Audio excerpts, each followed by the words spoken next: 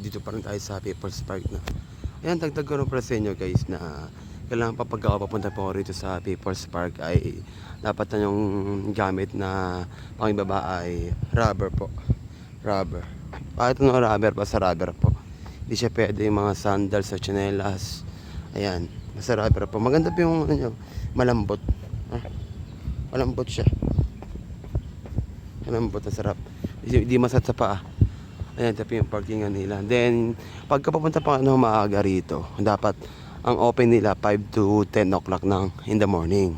Pero pagka papunta kayo ng hapon, ang oras ng starting nila paghapon 3 o'clock then to 8 p.m. So, yun lang po, no?